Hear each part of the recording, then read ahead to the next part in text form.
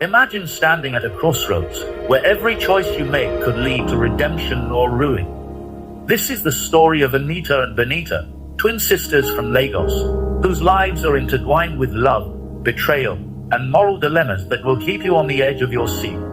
Anita and Bonita were born into a low-income household in Lagos, Nigeria, sharing a small room in a crowded hostel. Despite their humble beginnings, they were determined to succeed and make a better life for themselves.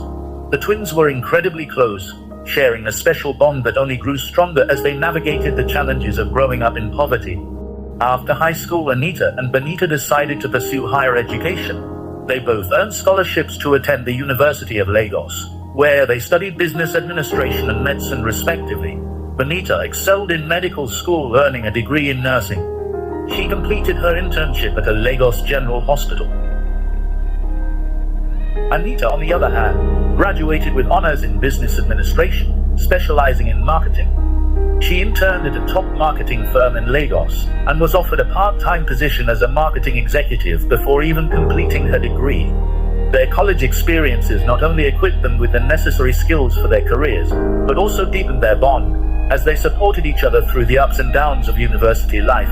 However, just before graduation, their relationship was put to the test when they both fell for the same guy, Jay. In their final year of university, Jay was kind, charming, tall, dark, and handsome, and both sisters were smitten. They tried to navigate this new tension in their relationship, but it ultimately led to a rift between them. Anita, being the more outgoing and confident twin, won Jay's heart, leaving Bonita heartbroken. After graduation, the twin sisters drifted apart, each focusing on their own pursuits.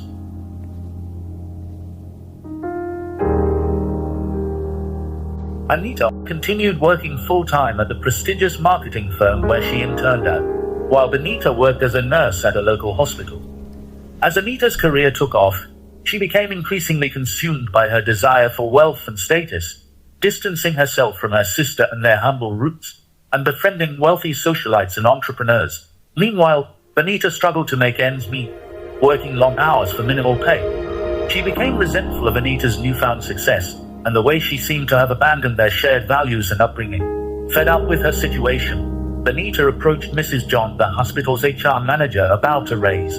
After frequent meetings, Bonita's curiosity got the best of her, and she discovered that Mrs. John was embezzling funds with the hospital's financial secretary, Mr. Adams. When Mrs. John realized Bonita knew her secret, she offered Bonita a cup to keep quiet.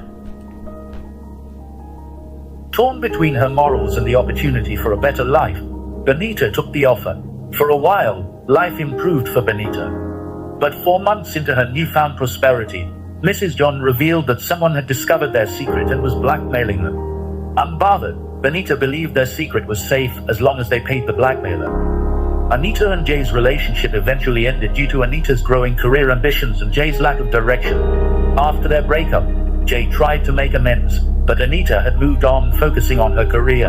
Jay, however, remained a supportive friend from afar. As Anita's career soared, she began dating a wealthy businessman, Mr. Black, unaware that he was married. 7 months into this relationship, Anita reconnected with Bonita, and the sisters reconciled. Meanwhile, the blackmailer demanded a higher cut from Mrs. John, threatening to expose their scheme. He also said the option for a renegotiation is open on the condition that Bonita would be the one to meet with him. After much deliberation by the trio, Bonita agreed to meet with the blackmailer for a renegotiation, seeing that his demands were unreasonable.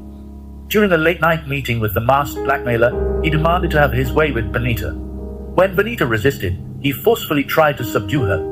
During the struggle, his mask came off, revealing his face. Terrified, Bonita was thrown out of the car and sought help from her sister.